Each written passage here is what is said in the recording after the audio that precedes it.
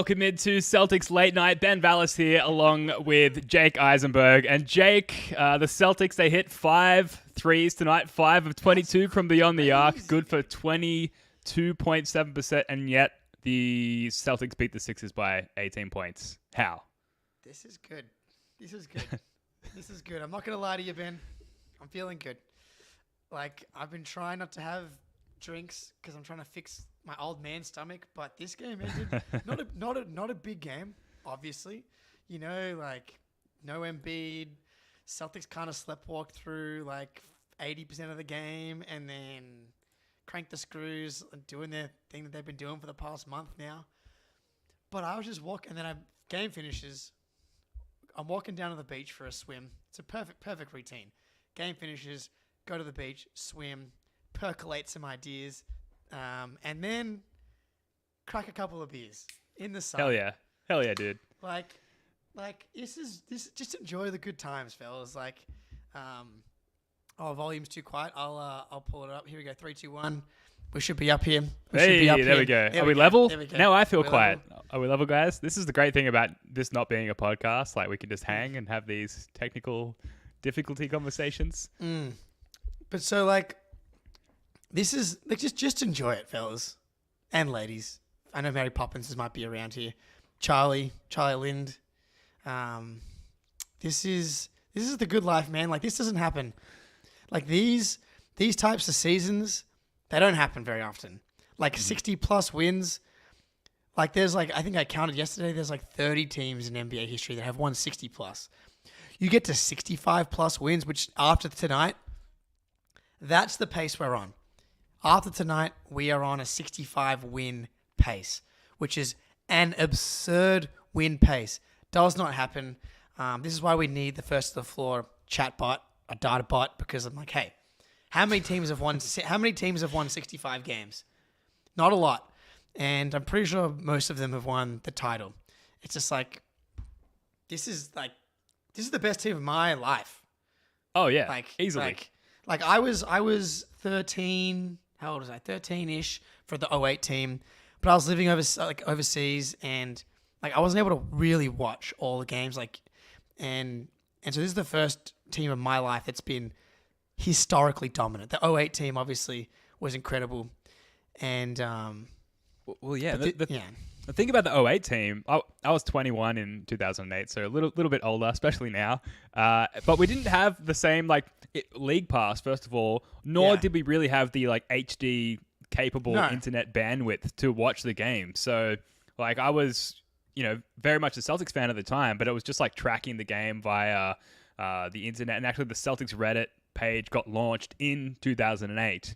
Wow. And that was one of the ways that you could begin tracking the game. But it was slim pickings for the Aussies and the international fans back then. So to be this entrenched, so entrenched, not only are we crazy rabid fans of the team, Jake, but we've got this show, Indeed. Celtics Late Night and the First of the Floor podcast. We're very entrenched in the Celtics blog / CLNS world. And we've got all these sort of media connections. And yeah, I am old. Thanks, Mary. You're not old though, just me. Age ain't nothing but a number. So to be this entrenched in the team and the sort of surrounding media at this time, while the team is this good, as Jake sips on a beer there gloriously, it's very fucking fun. And we see you guys in the chat, everyone, especially before we went live, some of you crazy people talking smack in here. We see you guys, and we very much enjoy doing the show with you all here. It's just a big hang, really. But I suppose we should talk about the game. We talked about some of the percentages and how we kind of went away from that quote-unquote Mazzulla ball, Jake, and yet the Celtics found a way to win anyway. And Nick Nurse, he's quite a good strategist. Say what you will about the guy, but he's a good basketball coach. Initially, the Celtics found some success just going at Tyrese Maxey, going at B-ball Paul. The Sixers went up a little bit early on, and then the Celtics rattled off their own massive run. But then we go into this Nick Nurse small ball portion of the game where it's Batum at the 5, Ricky Council the 4th or 5th, I think it's the 4th, in at the 4, Lowry in for Maxey. They've got a lot more defensive tenacity. They're switching everything. Suddenly we can't even get the ball into fucking Kristaps Porzingis at the free throw line, and shit kind of hits the fan there for the Celtics. what was it, like 12 threes attempted in the first half, Jake? 11, yeah, insane. 11, yeah. It's just like a quarter for a Mazzulla ball usually. Yeah, absolutely insane. And yet they end up by basically blowing them the fuck out in this game anyway. So let's just circle back. We need to circle back on the how, Jake. Like, how did we anti-Missoula ball our way to a blowout against the Sixers team? I love it. Mazzulla loves it. Gary Washburn, friend. Let's just go friend. You know, CLNS colleague. He, of course, he had to be the one to ask Joe about the lack of threes tonight. And you've got to go back and watch the Mazzulla presser. Of all the press conferences to watch on a nightly basis, I think Mazzulla actually gives you pretty nice insight every night. And Mazzulla was like, I don't love threes more than any other shot. I love good shots. I want us to get the best shot. And often, if they're going to put 2 on the ball, what makes this Celtics team so difficult to deal with, it's like, if you're going to play drop and not switch everything, you're just going to have to commit resources to the actions. You're going to have to put 2 on the ball, which leads to drive and kick, which leads to the ball spraying around, which leads to really a lot of threes. And they should be taking those threes. But tonight, spoken about it before, the switch everything defenses, they push you into ISO ball. And so if you're gonna do switch everything defenses and you want to shoot 3-pointers, it's gonna have to be ISO threes a lot of the time. But what did they do? And Mazzulla loved it. Mazzulla loved it. I love it. It's like we found another way to win. It's not about the threes. It's about finding the best shot. It's about adjusting to what is the defense giving to you. That's what Mazzulla said. It's like it's not about the threes. It's about taking what the defense gives you. And this team is the best at taking what the defense gives you. And tonight, it was switch everything, which means you got to put your head down, attack mismatches, and get to the line, get to the rim, finish strong. And if you don't finish strong, hopefully you're getting fouled. And what did they do? They shot 37 free throws, which I thought was going to be some crazy record for the Celtics, but they actually shot 37 free throws in the Orlando Magic game. They lost by 17 points, which is very odd that they would shoot that many free throws and not win the game. But I mean, it is funny just generally that it's clearly very effective to limit the Celtics shooting threes. Just even from an attempt, you remove the makes. It's just if you can limit them taking threes, it seems to work really well. Worked in the Knicks game in the first half. It obviously worked to a point tonight. But I loved the way they attacked in a different way. Yeah, I mean, it makes mathematical sense. And as long as our, guard defenders, the stock exchange, navigating screens as well as they usually do and did for the most part tonight, particularly in the second half, I thought that our perimeter defense was actually really loose to begin with. And they were getting too much offensively early in the game. Stock exchange dialed it up defensively in the second half. Then we suddenly have the ability to limit threes at all. And you take away the math component of them taking away our 3-point shot. If we're able to do the same, or at least if they're getting up the same attempts that they would like to, the quality of those shots is greatly diminished. I think I had the stat here somewhere. The Sixers had a total true shooting percentage of 43% when the Celtics ended the game with a true shooting percentage of 63%. So just a massive disparity, and obviously shot quality and the outcome of those shots taken because of the disparity in quality. So huge, and props to our perimeter defense in the second half. You mentioned finishing strong in this game, and finishing strong they did in particular on this play. That they relied too much on the three-point shooting and had those lulls at times. The brotherhood. Dude, the force in which he slammed that down, very un-Tatum-like. Very, yeah. He was at the rim, head at the rim. You do not see that very often. And as someone that had bet on Tatum under 29 points, firstly, he ended the game with 28 points, and all of a sudden tell the people. I can't fucking figure out where the 29th point has come from. I had Tatum under 29, Porzingis over 14, and Celtics to win. And all of a sudden, Tatum has 29 points after the game ends. It doesn't matter. He just took over kind of late there, and this is kind of continuing a trend for Tatum, which is why I bet the under 29, which was the correct bet because he had 20 with 4 or 5 minutes to go, and then I'm not going to call it a stat pad because they kind of needed the takeover. They did. Yeah, they kind of need it. And then there was a little stat pad, which I'm totally fine with because everybody does it. And the physicality that they were kind of playing with late, you just love to see it. And I think that's kind of been a knock on this team and potentially Tatum is that, I know RJ in the chat here is, and I think it's a fair criticism as well, is that like Tatum is naturally more of a finesse guy and has been that way most of his career and probably most of his life just by being the like slender type of guy. But the Knicks game, again, this is the thing. He's just like biding his time and then he just goes bang, superstar mode. It's like last game, it was like him going into the chest of Jericho Sims, yelling about the and ones that he wasn't getting. And then tonight, it was just like, okay, the Sixers came back from this 10-point lead somehow, some way. I'm just going to end the game. And he just ended the game. And that's exactly how it felt. 16-0 run in the fourth quarter at some point. Just so completely turned the water off for the Sixers. And, like we always say, we hate the fucking Sixers intensely. And to see them just get shat all over at that point of the game, where it really needed to happen, and it was a little too close for comfort up until that point. And the theme, at least since the All-Star break, has been sort of come out, experiment in the first half. And we'll get to like what that experimentation looked like in this game, because there were a few kind of new wrinkles to this one. But then at some point, when you can experiment no longer and the game must be won, turn off the taps for the opposing team, go to work. In this case, 16-0 run. It was beautiful. But Joe Mazzulla was asked about the Celtics' approach to this game in the post-game press conference. So I thought we played it's really how they tried to guard us. And, they obviously switched us, tried to take away our threes, and at the other end, they shot threes. And so, we had, in order to be a great defensive team, you have to be really good on offense. And I just thought we were unorganized a little bit on the offensive end. Got some empty possessions, got some turnovers, and they controlled the shot margin. I thought in the second half, we did a great job of just getting to our spots, playing with physicality on our drives, and we controlled the shot margin, with our one-shot defense and our ability to get to the free throw line. And so this game was probably one of our best games of the year, and really gives us, from the standpoint of we were able to win a different way, and this game showed a template of how teams are going to guard us, and it gives us another thing to practice. I thought our guys did a great job. Dude, I love Joe. I love Joe, dude. That's what you want to hear. Provided a template for other teams to study. We are hyper aware of that and are already now building our own template to counter how people will react to that template. He's amazing.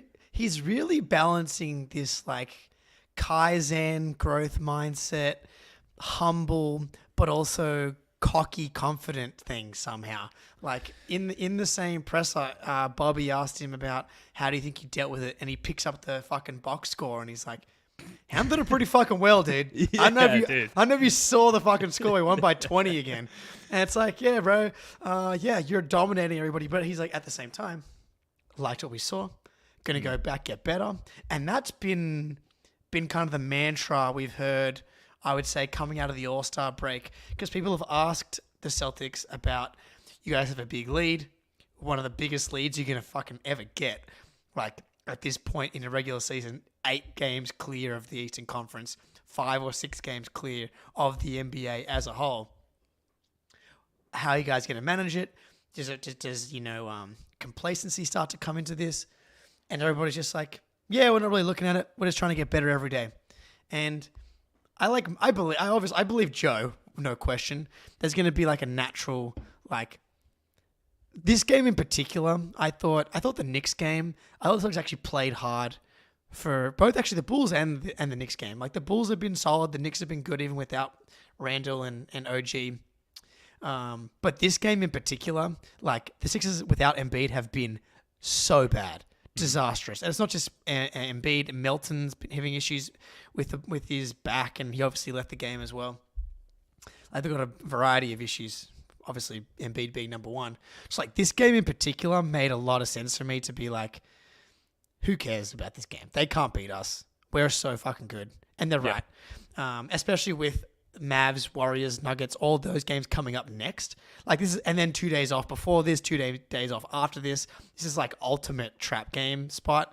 But like this team probably loses this game last year. But like this team has the switch. This team has the switch.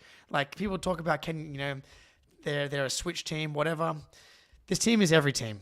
Like they can screw you from quarter 1 through quarter 4.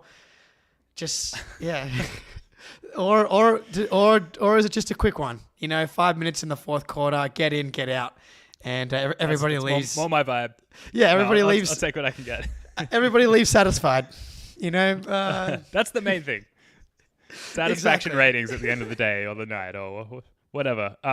Yeah, Exactly I love that these 2 games are coming up, Mavs Warriors, because Yeah. of what they might look like in contrast to these 3 post All-Star break games. Again, we'll get to the experimentation side of things in a sec, but I would hazard a guess that they're going to dial down the experimentation in these next 2 games. I would imagine Joe Mazzulla, he's a crazy dude. He might not, but I would imagine we get more of the playoff template, to again borrow one of Joe's terms, in that we see the rotation tightened up. We see the strategic approach to the game tightened up with an emphasis on just winning from the get-go and less trialing strategies and rotations and actions and things like that for the playoffs. And I'm really excited to see what that looks like, again, in contrast to these games that we've just seen where it's been a little bit more loosey-goosey. Do you think that we, you and me specifically, Jake, folks in the chat here as well, overrate Joe because he's kind of the perfect basketball nerds coach? He's such an intense dude. Yeah. He makes sick references, obscure references as well. Kind of fucks with the media a little bit, which doesn't affect us because we're not really media as much as we do pods for the CLN. I mean, we're definitely not media, but we do pods for the CLNS network. So that doesn't affect us. So he's kind of the ultimate basketball nerds coach, and yet he does have his detractors, right? And if you're listening to the Garden Report or watching the Garden Report before this, our friends at the Garden Report show, they're much closer to the team and therefore see, I want to make sure I phrase this carefully, some of the things that people dislike about Joe, they're, I guess, more affected by that in their day-to-day. Whereas we're just this guy's amazing. He says all the right things. He does all the right things. Fuck yeah. Joe for life. I would literally die for Joe Mazzulla and give him all of my organs. So do you think that people in our situation maybe overrate him a little bit? It's a tricky one. I haven't had a chance to watch the full thing yet, but Peyton Pritchard and Derek White were on the Part of My Take show, and I saw a little clip about them being asked about Joe Mazzulla and kind of talking about how he's a blend between Ime and Brad, because Brad was always kind of the basketball robot, but the Midwestern yes ma'am, no sir. Allegedly, he cursed out the team here and there. Obviously, I'm sure he did. But, then you have the other end of the spectrum where Ime's calling guys names, which we could see on the broadcast. I'm trying not to get us, off the algorithm here by not saying some of those words. Thank you. But, and Joe is definitely right in the middle. And he's clearly a basketball robot psycho, as JJ Redick noted on the Knicks broadcast, which we absolutely loved. By calling him a sicko, which we enjoyed Wayne Spooney clipping for us. And then he also has the competitive psychopath in him as well, as a legit D1 college athlete who made it as a 6-foot guard who can't shoot. And if you were a 6-foot guard who can't shoot, granted I did see someone post some Joe Mazzulla shooting threes highlights on the timeline. I think the percentages for Joe's college career are pretty abysmal. For you to make it at that level without being able to shoot at that size, you got to be a dog. He was a dog, man. He's a dog. He was a dog. And Cam of Celtics Slag, Tabatapai, Ben, you've nailed his last name. I was on Celtics Slag podcast the other day. He asked Mazzulla about the dog thing because Mazzulla's talked about dogs and resiliency, and Jaylen's been doing this dog pound call. Where my dog's at? Let's go. And he asked him about it, and Joe completely kind of brushed it off, which I think they want to keep certain things behind closed doors. Mm-hmm. But it's definitely a thing, and I think that Joe Mazzulla, you become the personality of your leaders, and that's Jaylen, that's Jason, and that's Mazzulla, and Al Horford, obviously. So I think even keeled, high IQ, but also we want to fucking win. We do certainly want to fucking win. That is true. Yeah, look, it's just interesting, I guess, the global perception of Joe Mazzulla and the disparity between what the media around the team thinks and feels compared to basically everybody else, fans for the most part. Now, look, before we move on here, we've got almost 100 people in the stream. Shout out to you guys. Thanks for joining us. Thanks for watching. Have a look in the description below. All of our links to all of our stuff is there, including our Discord server, which has become this hub of Celtics activity, Jake. It's become the first thing I check when I wake up in the morning instead of Twitter, just because there's good conversation there. We've got people chucking in good stats and good insights and just having a good time. What else? We got the link to the playback room, where we just had the watch party for this game earlier this evening, playback.tv/Celtics blog. And if you look a little closer, and we haven't done an official launch for this yet, there's a link to our newly launched merch store where you could be one of the first. I say one of the first because I've already bought a few testers myself, but you could buy first of the floor clothing. There's a first of the floor bucket hat in there if you feel that way inclined. And obviously we'll be adding more designs and more clothing options to that merch store by popular demand, really. Do those links also contain the Jake D. White bathtub pick? They do not. That's an exclusive that you have to join the Discord for. I don't even have it here, unfortunately. I know, I do. Here we go. There we go. No. That's the best. Oh, man. My parents are so Heisenberg. proud, dude. That's awesome. This podcasting son of a gun. Look at him go. Yeah. So just to finish the thought, please subscribe to the First of the Floor YouTube channel. Please hit that like button. That sort of stuff's really important. We did like a big, I don't want to say begging, Jake, for people to do that on our last podcast, but that call to action really worked. And we had the most viewed podcast we've ever had as a result. So you engage with that sort of stuff. It puts this show in front of more people and we get a bigger audience. So we'd really appreciate that. Look, we're taking this shit over. All right. The last couple of years, we've gone from this is a fun, awesome podcast to this is a fun, awesome podcast, but we're taking this shit over. So help us take this shit over. All right. That would be stuff. Nice. And we're coming for you, Corrales. In the nicest possible way, obviously. We love him. Because Corrales is the nicest dude. Of course. Ever. Yeah. Now look, so this was kind of a weird game. For example, who would you say had the best performance from a Celtics perspective? Oh, I have the answer. I have the answer. It's Tobias Harris. That is the answer. Dude, this guy honestly might be a top 5 Celtic over the past 5 years. That's how bad he has been, and that's how much he's handicapped the Sixers over the past half decade. All night tonight, dude. Anytime he touched the ball, slow decisions, bad decisions, and missed every shot. Late game, when the Sixers had a chance to keep it close, he was just bricking wide open threes. It's just and every time it went up, I was like, that's not going in, dude. If I know there's anyone's not hitting a big shot, it's not Tobias Harris.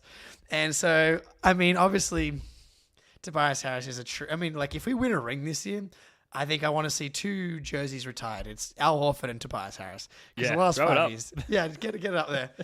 Especially if we get the Sixers in, the first round. Tobias Harris is going to be front and center of us winning that series.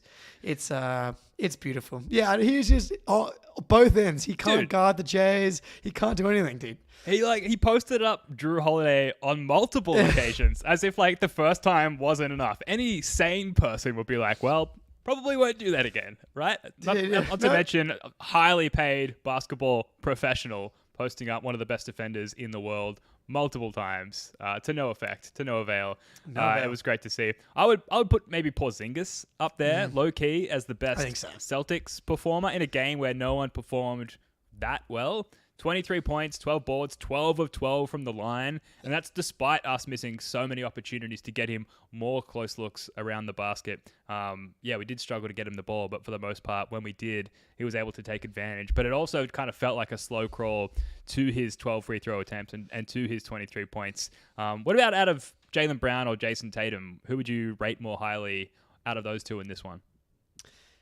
Oh, man, I can't believe this. Jason Tatum, you son of a gun, dude.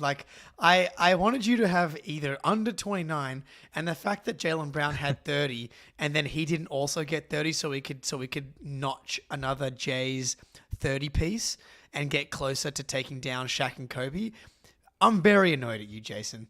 But I'm going to give the nod to Jason Tatum because as good as Jaylen was, it's insane, actually. He was 11 for 14, which is absurd. And he was 8 for 10 from the free throw line. And I guess he's 1 for 2 from 3, 50% from the... so 78.6, 50%, 80. I mean, that's an absurd line. But then you look the four turnovers. And not all turnovers are created equal, right? You could have a shot clock violation. You could throw a pass that goes out of bounds. Jaylen Brown had some of the worst turnovers. What was it? The end of the first half, he's backing down Maxey. He casually looks at the shot clock around on the other end, and Maxey hits it, and it goes off Jaylen, and which means one, the Celtics don't get a shot at the end of the half, so that's just a wasted possession, and the Sixers get a free possession. And I think he fouled Maxey. I'm trying to think. He did something where he picked up his third foul towards the end of the half, which was dumb. And so he was kind of in foul trouble. And then he had another live ball turnover in the third quarter. So yeah, it was weird. He was obviously incredibly efficient scoring the ball, absurdly efficient scoring the ball. 2 games in a row, actually, which is nice to see. But I also was he just kind of was not locked in enough. But this is first world problems because now as I'm saying this, he had an incredible play, which it was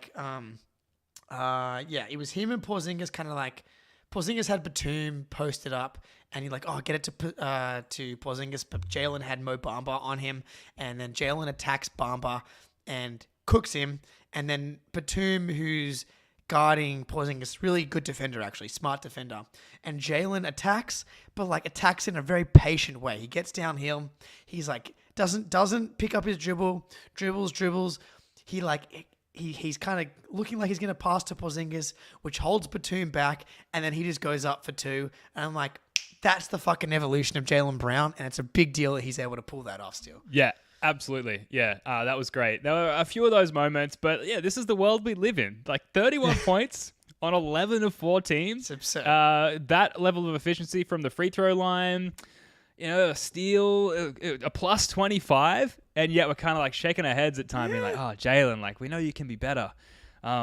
So this is just the luxury and the embarrassment of riches that we have in this world, where we can afford to be this critical of this guy who is really a huge catalyst for the win. Yeah. But yeah, Jason Tatum, just because of the juncture within the game at which he was most effective, which was he'd been point Tatum up until that point, and maybe we can use that to start to transition to some of the experimentation stuff. Towards the end of the game, he was okay, I'm just fucking scoring the ball now. And he was a huge part of that 16-0 run. Just it's becoming a trend.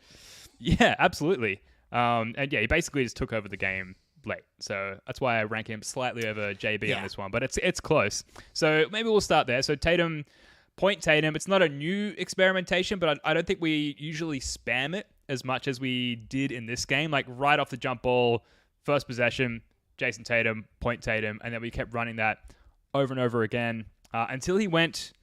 he stayed in early, so that was the other thing. Different rotations in this game. So Tatum, he hung with the bench to close the first. Then JB came back in, played all of the second and pretty much all of the third as well. Catch you later, Blob. Thanks for hanging out.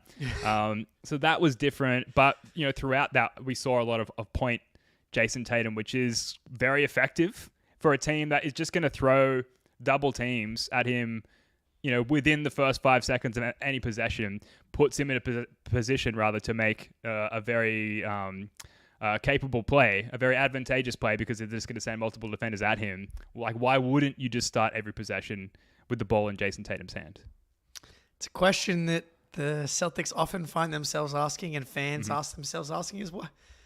Can we get the ball to Jason Tatum? And he's done such a good job of balancing being the guy and getting everybody involved. And we saw it late. Drew Holiday was kind of running the show late, which is something that we just have not seen really at all. But tonight, for Tatum to have another 8 assists, what did he have in the first half? He had 5 in the first half? 6, I thought. Six in the first half, right? So I think one of the main things I'm really focused on is Tatum's playmaking and Tatum's ability to read the floor. It's gone up a level in the past 15 games or so, 10 games. And like, as far as us winning a title, if that development is real, that's going to help so much. That's going to be such a big deal. Like, one of the biggest issues with us, biggest reasons we didn't win the title in 21-22 against the Warriors and that run in general, is because Tatum was 23 years old and didn't have the reps, didn't have the experience, didn't have the ability to run the show, to consistently run the show and be the guy that can facilitate playmake against really good defenses consistently and not turn the ball over a lot. And now, I mean, he's like last 10 games. What are we looking at? Yeah, 7 assists a game. Like that's a massive outlier relative to anywhere in his career. And you can just tell that one, he wants to play make. He wants to facilitate. He's enjoying being the guy that's getting everybody else involved. And like, you think about this team that has so many weapons, so many guys that are sacrificing. And it's like, if you're a main guy, you're a guy that could be averaging 35, 33, whatever you want, is like looking to get everybody else involved. That just like gets everything going. And when he's generating like high quality looks for everybody, not just like doing it because he wants to, but because that's the right thing to do. I mean, that's got to be at the top of the list of what gets you excited about this team right now. Yeah, it's just the easiest play. They're going to send two at you. The options will present themselves, and then you just have to make the right play. And he's got enough experience, like you say, to actually execute on those opportunities. So that you can probably fairly say that those opportunities were there 1 to 2, maybe 3 years ago, but he's just that much more, he's got his head that much more in the game that he's actually capable of executing. Another point on experimentation. Lots of Drew Holiday. I like this question. Oh, okay, in your guys' opinion, how many games does a player need to prove something within their game is real and not just a hot streak? There's a few dependencies there. I think shooting is different. Like, just straight up shooting, you want to see like multiple years, really. Like, as far as a shooting leap or someone coming into the league, like a hot shooting season, there's plenty of guys that have had spike seasons when it comes to shooting. So I put that to the side.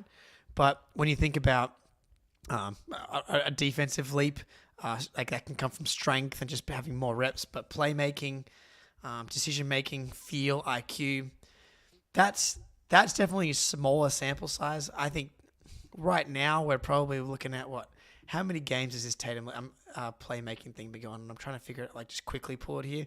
He's averaging 6 assists in the last 15 and 6.7 in the last 10.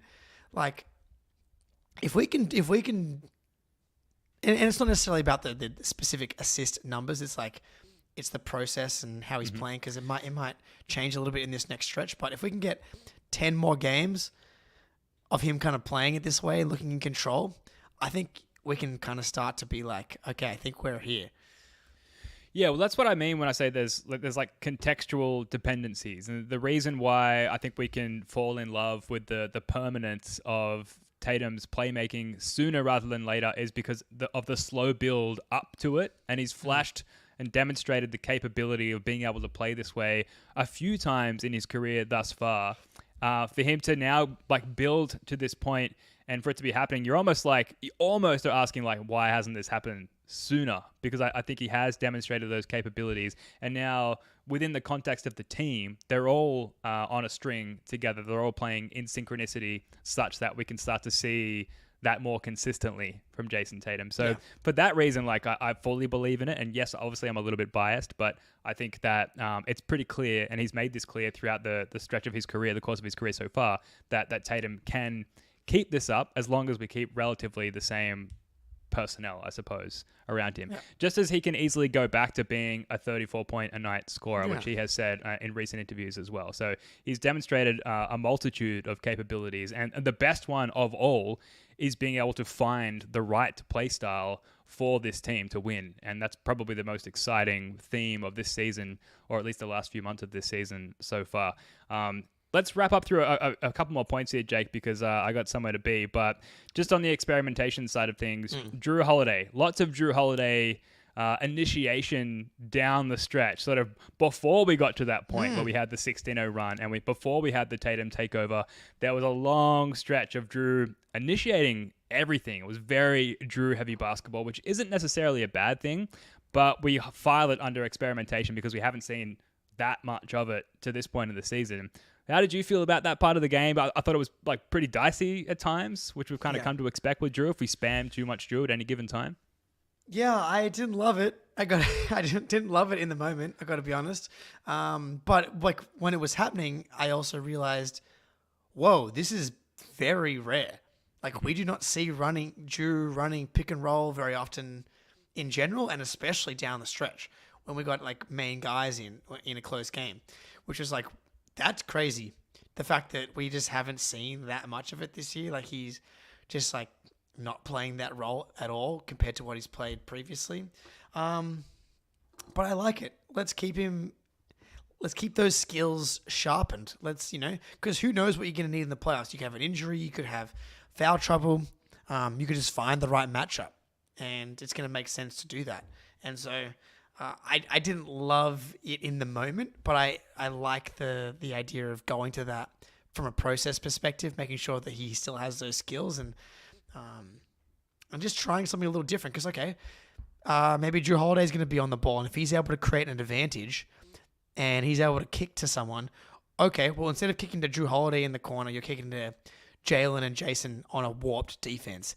And they can, Jason Tatum is an elite catch and shoot guy, but also... You want to try and guard Jason Tatum at any point, good luck. You want to try and guard Jason Tatum when he's attacking a closeout, then, forget about it. So there's definitely value to having Drew Holiday run some stuff and then getting the rest of the weapons involved outside it. And then Drew Holiday, who knows, he probably ends up with a catch and shoot 3 out of that as well. So, yeah, I like it now that I'm here. But in the moment, I'm like, I don't know, man. He's not super tight with the ball. Yeah, and I suppose like the devil's advocate ask there is like, how much do you really want to invest in practicing something where if it's not in your like top 10 strategies, then you're not really going to be running it in the playoffs anyway. So how much value is there really in practicing? Is it like a see what you have there and maybe you learn something that you can then implement in the playoffs? Because like playing that way through Drew, as good as he is, it's just not like in our top 10 strategies, I think, against any kind of opposition. But I do love the low-key disrespect to the opponent, especially when it's the Sixers of like, this is a close game. It's the fourth quarter. We'd like to win this game, but also, fuck you. We're going to try some new shit, like on the biggest stage, nationally televised game. Knowing how badly you guys want to win and could take advantage of us in this moment, fuck you. We have a 16-0 run up our sleeves whenever we want it. And maybe that's a good time to transition to the Schadenfreude report.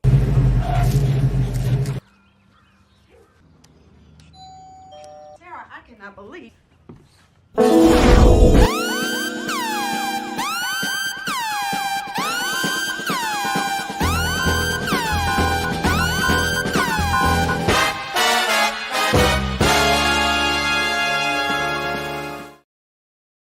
That's right. It's every Sixers hater's favorite basketball segment. It is the Schadenfreude report. And maybe we can file this, Jake, under Cavs Schadenfreude, or rather Mavs, I should say. Mavs Schadenfreude, because this happened courtesy of Max Strus just earlier today. Shot.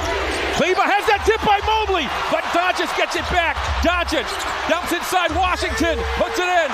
2 seconds left. The Cavs are out of timeouts. They have to go 94 feet. Strus from midcourt. Oh! Do you believe this? Whoa! My goodness! Max Strus from midcourt has won it for the Cavaliers. I don't think we have the replay there, but that happened. That's insane. Oh, Max man. Strus still possesses the Heat devil magic there, Jake. But obviously, we'd love to see it happen against the Mavs, who have Kyrie Irving on their team, who have MVP competitor Luka Doncic on their team, and who we're going to see on Friday night there in Boston. Thoughts? Because that's kind of like not an all-time play, but an all-season play. That's a monster play, man. Man, Luka Doncic, 45, 9, 14 assists. You just kind of hate to see it. I'm not buying in on the whole fucking Luka Doncic ball thing. It doesn't. They were up 10 with 3 minutes to go, and they choked it away. Mm-hmm. So if that was the Celtics, everybody's going to be just crying, pissing all over themselves, trying to talk about how Jason Tatum's not clutch or whatever.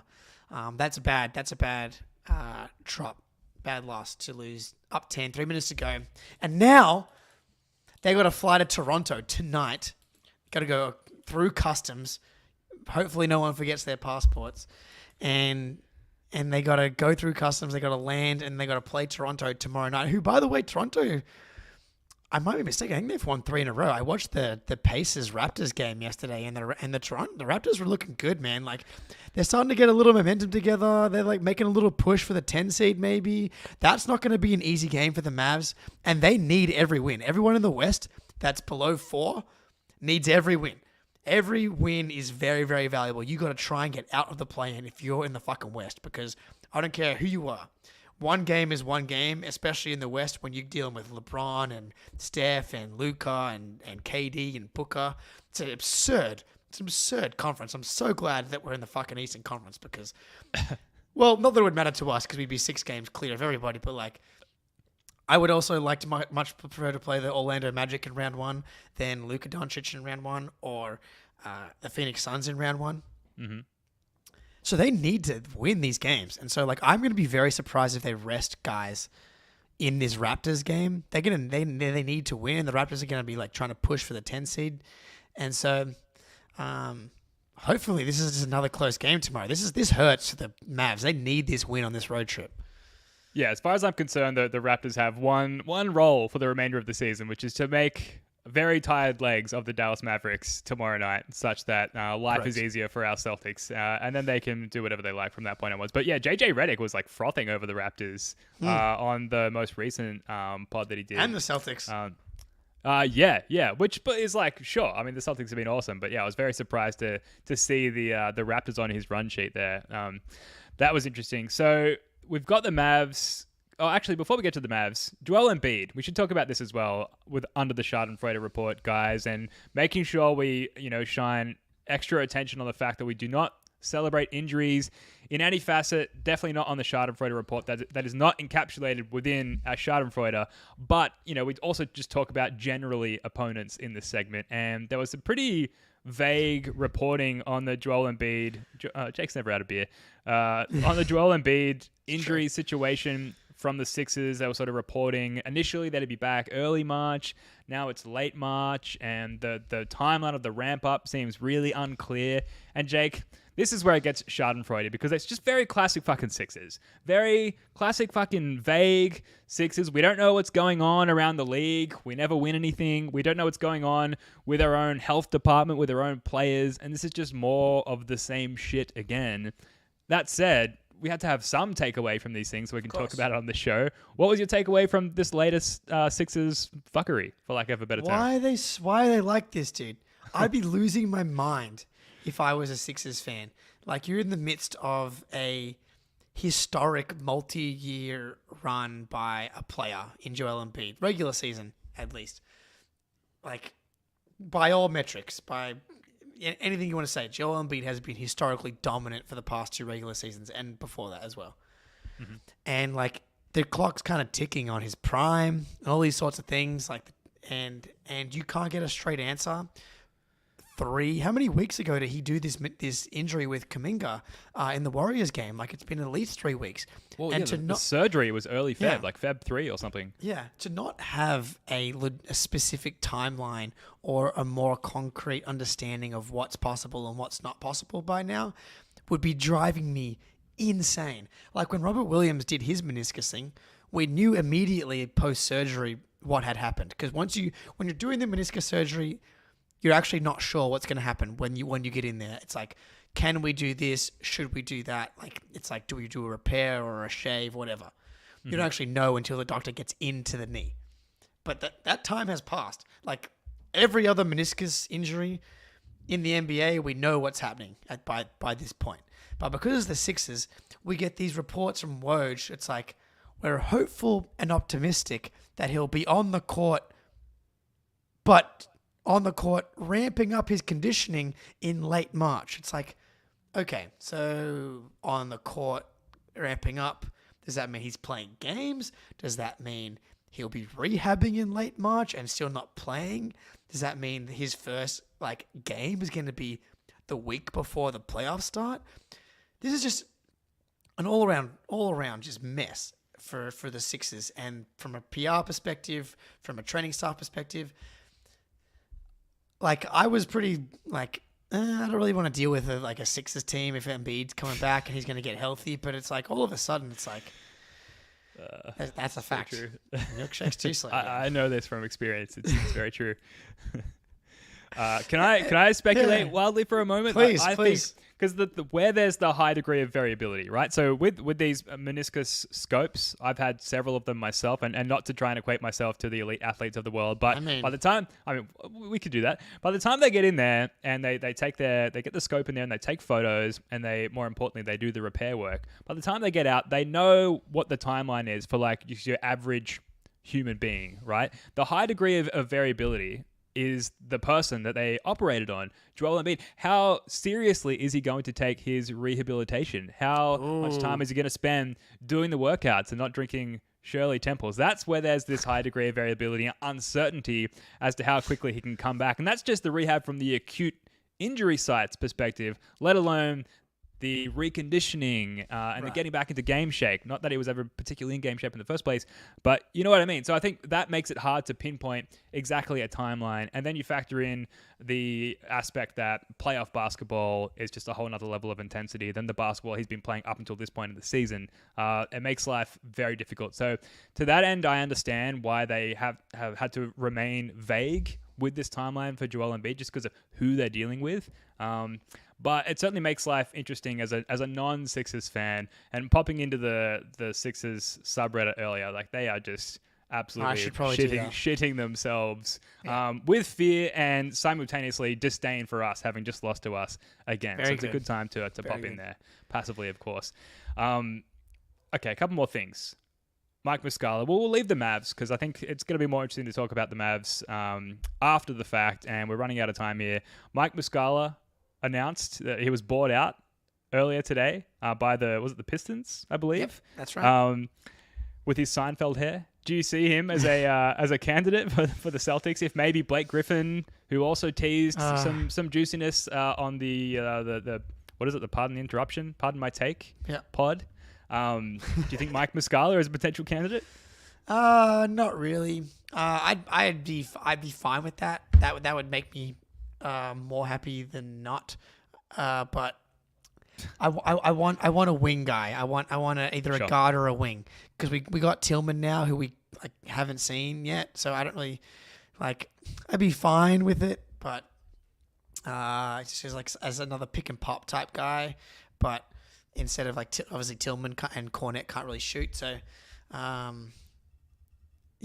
don't know. I'm fine, but I'm Otto Porter Jr. That's my guy. I'm locked in on Otto Porter Jr. as the buyout guy. So I'm fingers crossed on that one. Well, the headline, if I were a writer, would be Blake Griffin fails to deny invitation to return to the Celtics because he technically left the door wide open. He didn't say no. No, yeah. I mean, if you read into his tone on the call, I think part of that is why are you fucking calling me? I'm spending time with my family. I didn't ask for this. This is unsolicited Does he have contact. a family? Yeah. Are you serious? Yeah. The whole thing is he wants to spend time with his kids and not play basketball. Is where he's at in his life. Well, that's what's been reported. But sense. now would be the time to come back, and there's no restrictions. He could come back April 1st and still be playoff eligible because he hasn't played elsewhere this season. He didn't shut down the idea of coming back to play for the Celtics. If it's all about vibes and they're not going to see any court time anyway, which they're not. I've said this too many times on the show this season, but bring fucking Blake Griffin back, right? Hey, I'm in on the Blakes. I'm in on Blake. I'm here. I'm here for Blake, no question. But he doesn't sound like he wants to do it. So I don't know. He doesn't. Yeah, but I do love that him and Peyton Pritchard apparently have become best friends. And they're still texting each other and doing their thing. But yeah, the Moose will be fine with it. But he's in a completely different tier to Blake Griffin and and Otto Porter Jr. for myself. All right, we've got to wrap it up. Any parting thoughts, Jake, before we call this one a night? No, let's 2 days off, get some rest, and I think this is the stretch. This is the last stretch. We got 5 games, I think it is, right? It's Mavs, Warriors, Nuggets, Suns twice. And then there's Bucks and Thunder later on. I think the Bucks we have again, but it's like right at the end. It's like couldn't matter less for us at that point. So, but this stretch right here, I'm very intrigued to see what we get. I'm predicting we get like a locked in team for the next couple games here, but we'll see. Hell yeah, we're going to need it. Look, thanks to everyone in the chat for joining us. We had like 100 people in here for the most part. That's so much fun for us and hopefully for you guys as well. Plug the merch again, Ben, says Plug Mike. the merch. Yeah, plug the merch. The link's in the description below. It's kind of a soft launch. Like we haven't announced it yet, but there is a link there. It's just like a Shopify store with some cool designs. And, we invested quite heavily in our graphics earlier when we did the rebrand on this pod. So they're good looking graphics. I've got a number of the t-shirts already. I wanted to make sure that they looked good and felt good. And I can say just like as a avid t-shirt wearer that I don't wear button-ups really, like this is a comfortable t-shirt. I got a medium, it fit well. I got a large, it fit well. Very comfortable. Handles the dryer well, handles the washing machine well, handles the gym well. 10 out of 10 quality t-shirt.